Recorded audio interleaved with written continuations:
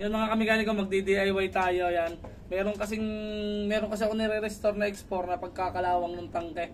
Ayan nga pala, hindi ko napakita sa inyo, may korodo na sa loob. Kung meron mo kayong gasolina, mas maganda mas tipid ako, gasolina, korodo lang yung nilagay ko. Tapos itong nut, yan, makita na. Lagay na natin lahat yan ditong nut na yan. Yan.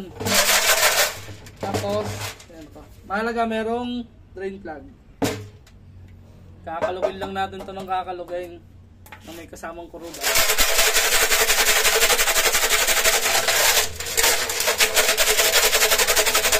Yan. Babalikan ko kayo mamaya pagka i-drain na natin yung kurudo na bagong nilagay natin kurudo kung ano magiging kulay. Yan na lang. Basta! Yan. Ang galing na natin. Moment of truth.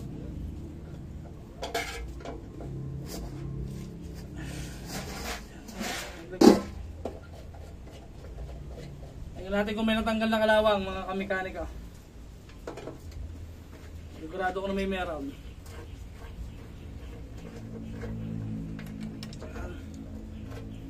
Bukas na natin. Yung dami Kita nyo ba? Gano'ng karami yan?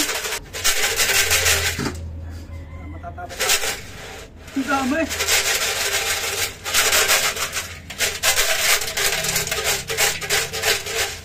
Laglag na rin yung mga nut.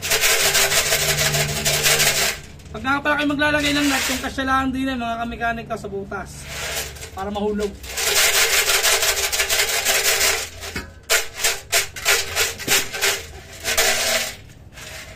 Tingnan mo, tingnan mo. Tingnan yung kuruda. Yan ako magugulan pa. Yan, Ang gano'ng karumi. Napakarumi mga kamekanika. Saglit ko lang ginanon nyo, mga 30 minutes lang. Di lalo siguro kung matagal natin gagawin. Yan, napakarami. Yan, sana may nakuha kayong tips sa ating paglilinis ng tangke. Tanggalin na lang natin yung mga nut, tapos ugasan natin. Let's go. Peace out.